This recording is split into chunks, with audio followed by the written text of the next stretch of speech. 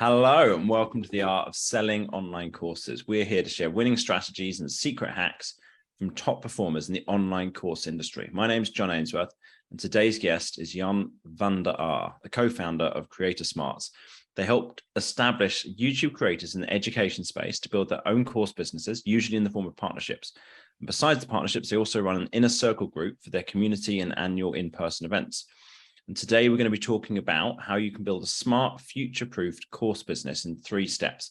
Now, this is particularly focused around YouTubers, but the same principles apply whether you've got a podcast or a high-traffic website or whatever. Now, before we dive into the interview with today's guest, I've got an important question for you. Do you own a course or authority website? If so, did you know there's a list of 8 techniques that are going to help you to increase your revenue? On average, they increase revenue 2 to 5 times. My team will do this for you. We'll go through your business and help you figure out how much more money you could be making by implementing these techniques. So if you fill in the form, you go to courseprofitreport.com, fill in the form, then it's going to take about, 3-4 minutes, something like that.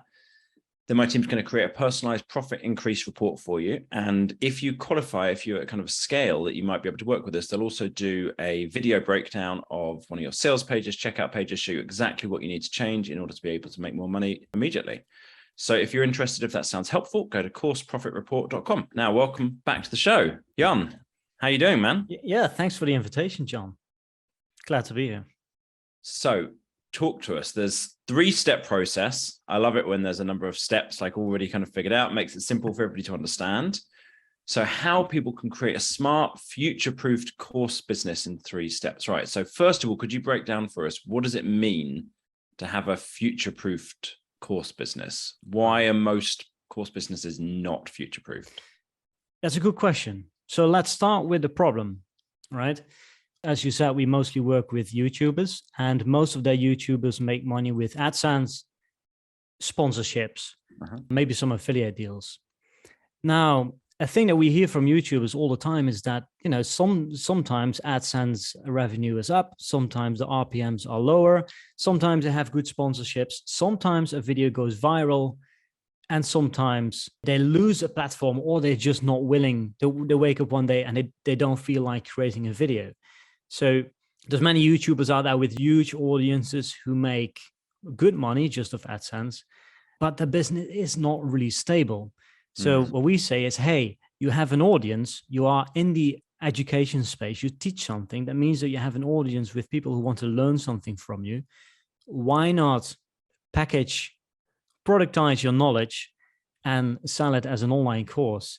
And that way you no longer have to rely on the algorithm, and you double your revenue at least. Sometimes it's much more than that, as you know.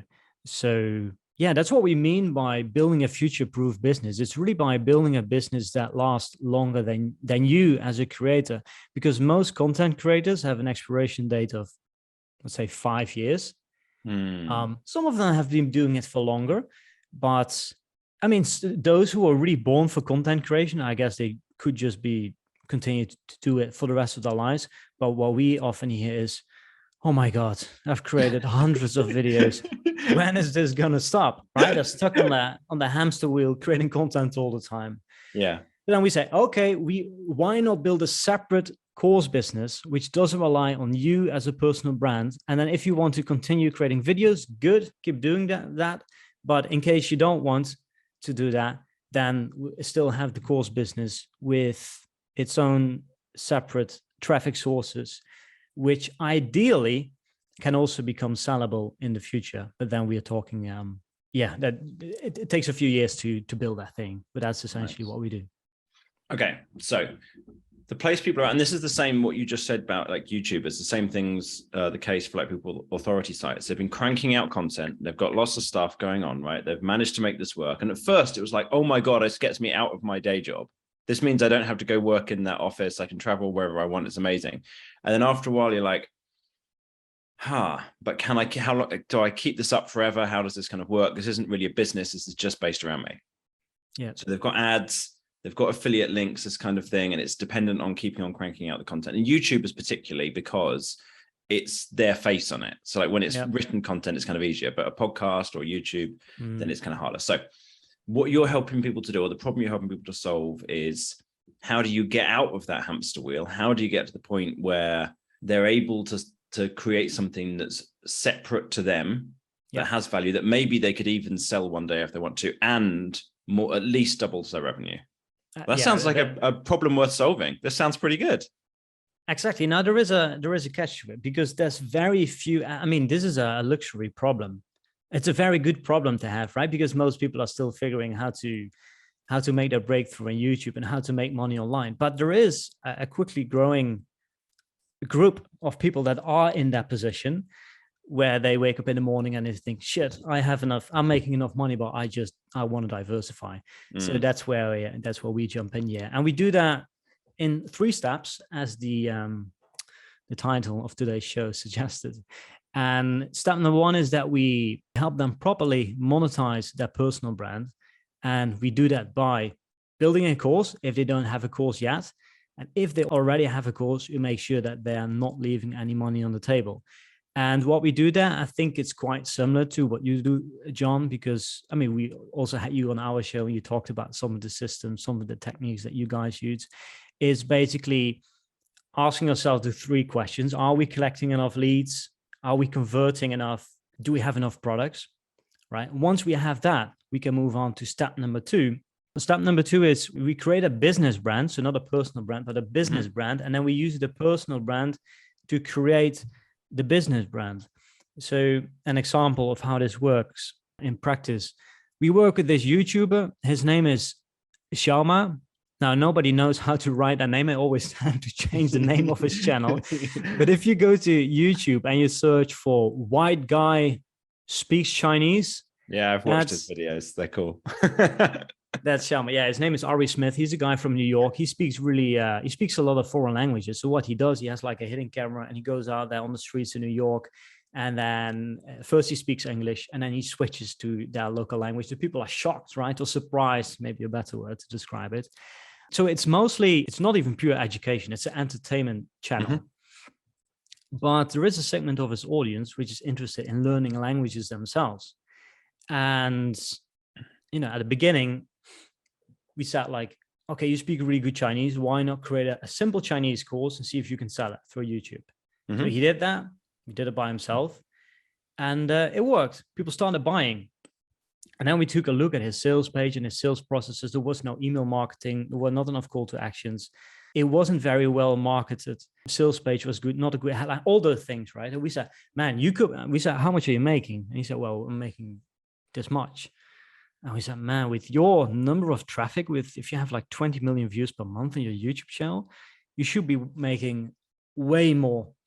Shall we help you grow the business? And he was like, yeah, how are you going to do that? And I said, well, I will show you. But the deal is that we're going to help you double the business, at least double it. And you only pay as a percentage over all the extra revenue that we help you make. Right? So we set your current revenue as a baseline, and then we help you grow the business.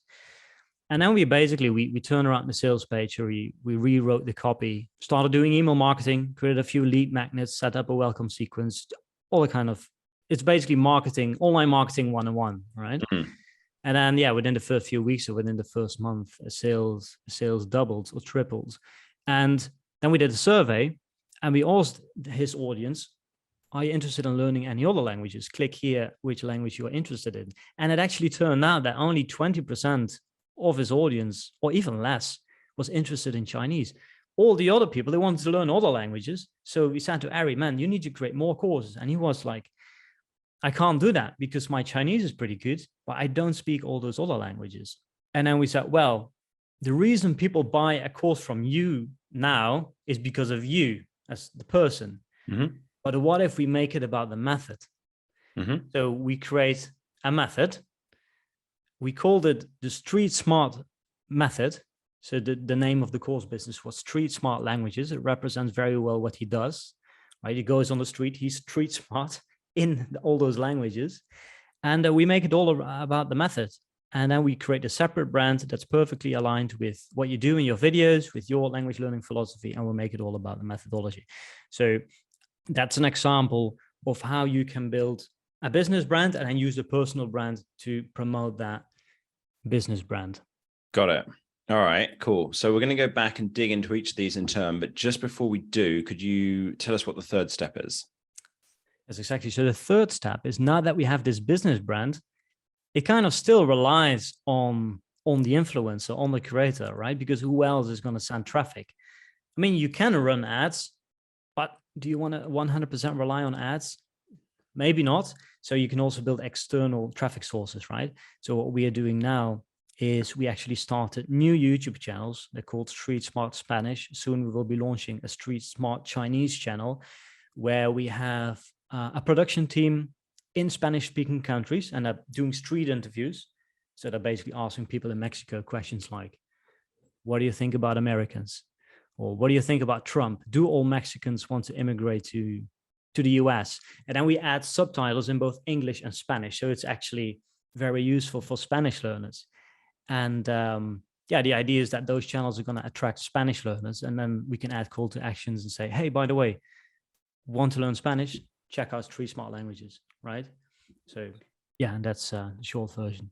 Step number 1, properly monetize the personal brand. Step number 2, build a business brand, use the personal brand to promote the business brand. And then step number 3 is building external traffic sources so that the business can survive in the long run without the creator. Perfect. All right, cool.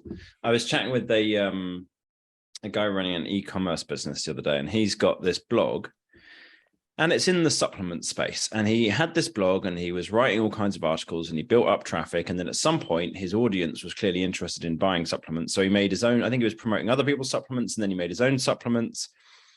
And he's like, at some point, I might sell the business.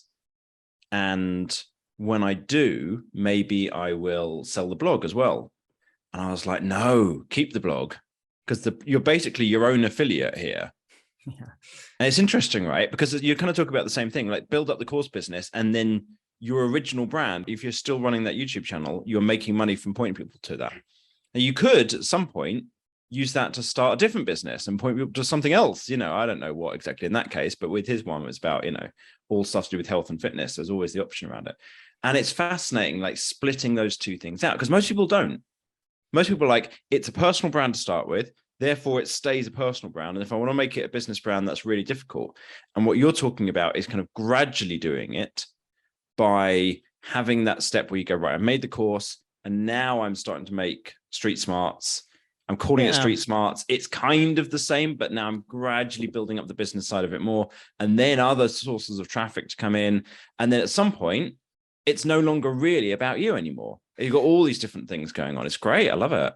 I mean, there's companies out there and their pitch is basically as, okay, you're a successful creator, but do we help you build a business brand so that one day you can sell the business, right? But I think they're skipping a step here, right? They're skipping the step of building a business that monetizes your personal brand. And you can do that. But I think if you have a huge channel in the education space with an audience of people who want to learn something from you, then it's such a low-hanging fruit, right? To build a course in which you give the lessons yourself. And let's be honest, I mean, in my experience, at least, personal brand businesses always have higher conversion rates than faceless brands, right?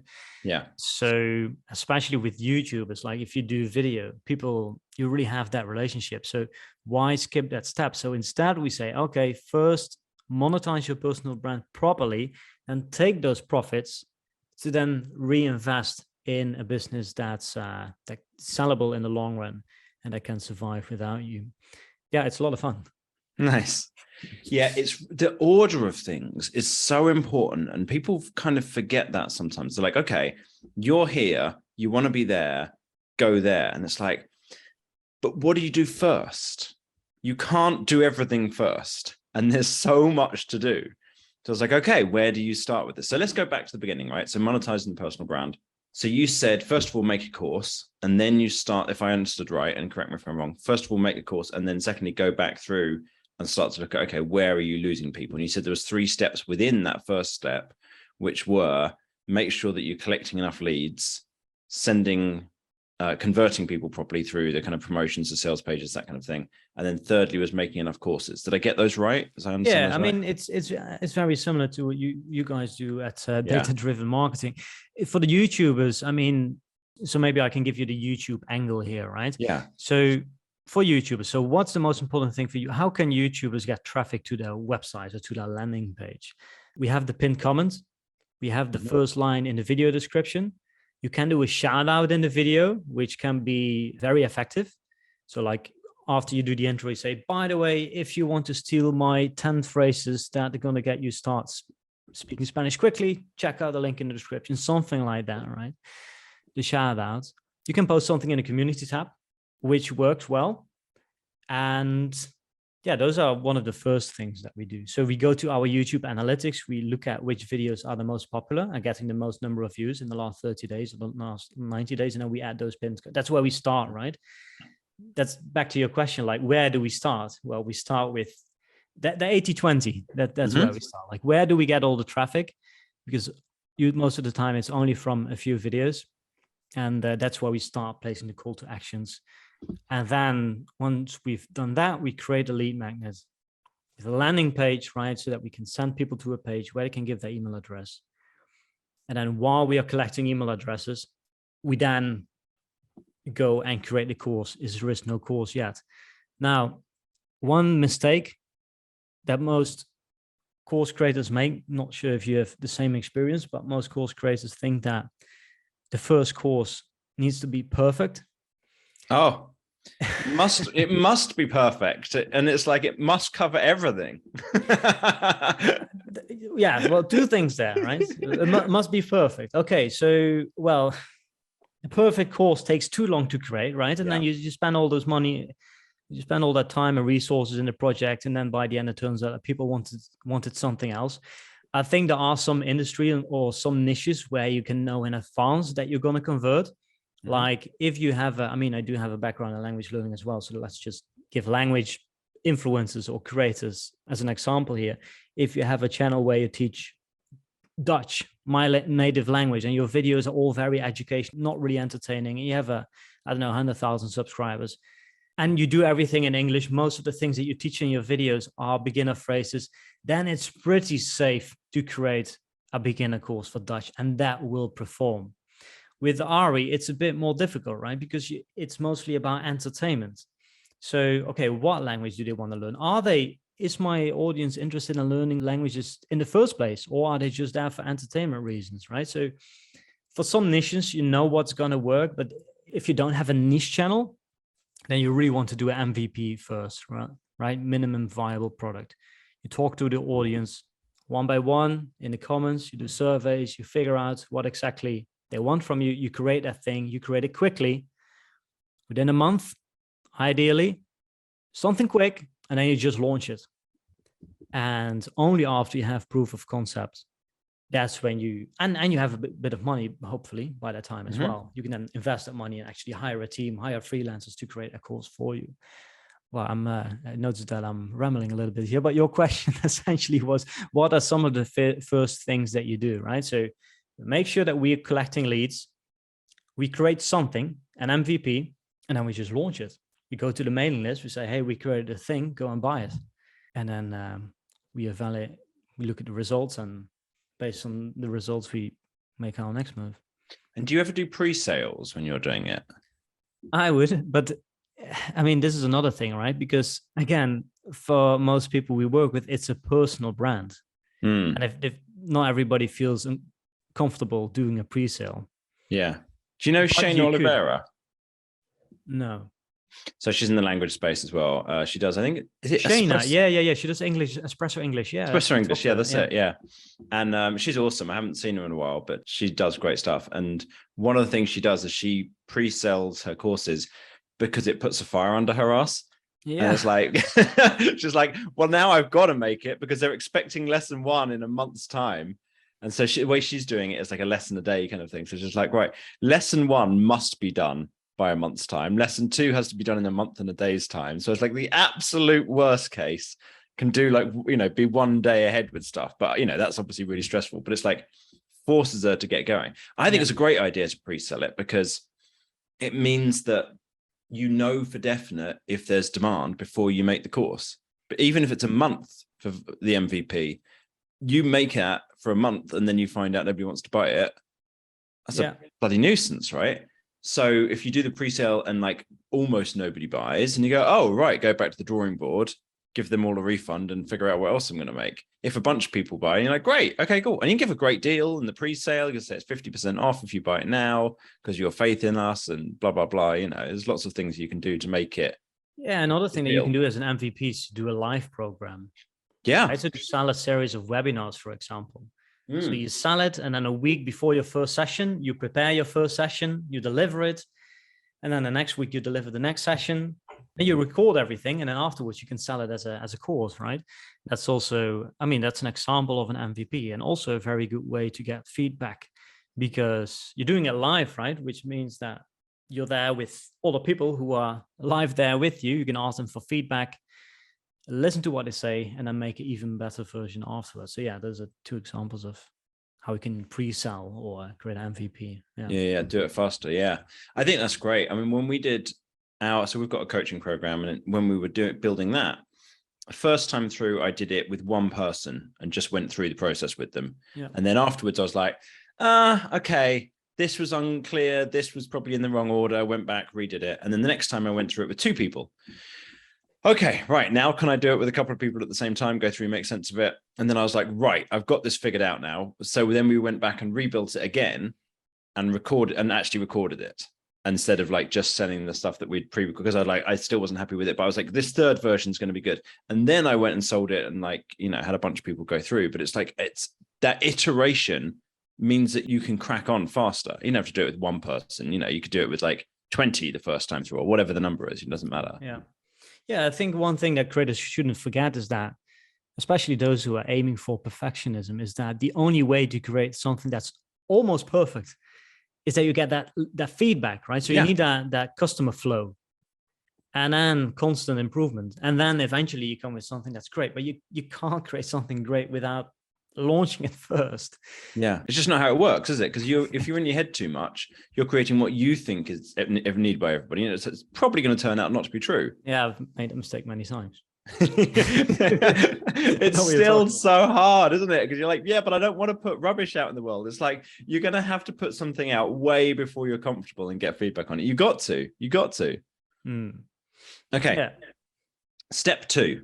So I get that makes sense. Step 1, monetize a personal brand, make the course, capture leads, convert. And we talk a lot on this podcast about like how do you convert more people, improving sales pages, etc. So I'm gonna skip a little bit of that today because I really want to get into step 2 here. The using a personal brand to promote the new course business. What's the steps in there? You covered a little bit about this already. Like you had Ari was making like different courses. Did he get different people to make each of those different courses rather than him doing it? Was it him with them? Like how can people manage to do this? Okay, so in step number 1, we launched our first thing, right? Mm-hmm. Our first course. So what we do in step number 2 is we go back to those people and we ask them, why did you buy the course? What did you like about the course? What do you like about the person? And then they came up with things like, what he teaches in the course is really practical. And I also want to learn languages because I really want to talk to people in my neighborhood in their own language. And I've been learning Spanish for a while now with Duolingo, but they teach me all kind of stuff, which is not relevant. So I really liked Ari approach because he teaches the stuff that you can use in the streets. Yeah. Right. So we made a list and we asked ourselves the question, okay, what is important for this new brand that we're going to create? And all the things that those guys mentioned were the things that were important. So it needed to be about making other people feel good, making other people, minorities that speak other languages, feel heard, teaching practical stuff, teaching stuff that you can teach on the street, making it personal, because Ari was in his course, and we have the dialogues in which he is basically based on sketches, but then there is also what we call video walkthroughs, where he basically walks the people through the dialogues and give additional grammar explanation. So it almost felt like the students were there with him in an online classroom, right? So all the things, we listed out all the things. And then we created a methodology. How do you create the methodology? Well, this is how you do it. You just give it a name. And you give the name, and then you can come up with like 3 pillars or something, like the 3 pillars of this methodology: practical, human, and fun.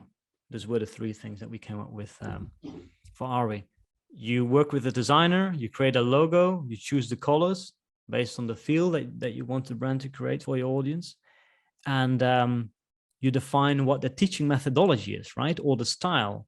Not everybody needs to have a certain methodology. I think if you have a mainstream audience, millions of followers, talked about that with Lucy the other day, you do not really, people already trust you. Like what you're almost already mainstream. Like the reason people need a methodology is because they need to compete against big guys, right? But if you already have all that audience, just make it about your style, for examples.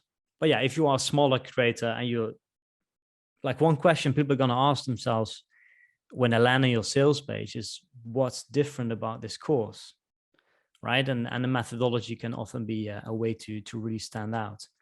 So once we had defined the method, you can go out there, look for other instructors. We decide on the format of the course and we say, hey, we have this course here. Can you create something similar for the language that you teach? And that's how it starts, right? And then you create, you create 10 courses. Well, let's dig into that a little bit. Like when you're doing this with some other instructor, so you've got the format, you've got the structure, you've got the brand, you go to some other instructor who teaches, let's say, French. Yeah. How much are you paying them? How long does it take to do it? Does it take a long? That's too many questions in one go. Let's just start with that. How much are you paying them and how long does it take to do it? So creating, I think any kind of course is a lot of work, right? So we work with multiple people. So for a language course, we work with somebody who writes the scripts of the dialogues of the story, right? Then we work with a teacher who translates, who adds translations, also literal translation, who writes the grammar notes, the exercises, who create the tests. And then we want to record all those videos. And for Ari's courses, we had a production team in Mexico and in China and in France who actually recorded everything with real actors. And lots of proofreaders, of course. So lots of people. Where do you find those people? For most jobs, we just use Upwork. And then when it comes to like instructors who talk in front of the video walkthroughs, who talk in front of the camera, it's a bit harder to get those guys of Upwork because they need to be good in front of the camera, and they need to be they need to be charismatic, and they also need to know how to teach, right? So that's a more specific skill set, which we find harder.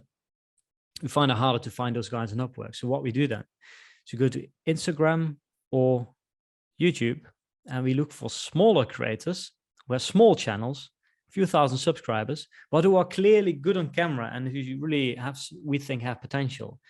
And then we say, hey, we're creating these courses. Do you want to be part of it? It's nothing you need to do. We have already written out all the materials, all the explanation. The only thing you need to do is present everything on camera, and we will pay you. And on top of that, if you don't have a course yet yourself, you can actually affiliate for this course, right? And we will create all the marketing materials, the emails. We will do all of that for you as well. So in that case, it's often a win-win for both us and also the instructor, because, well, we get a great course, and for them, it's a good way to see how we create courses and how we do the marketing, and maybe also make some money on the side.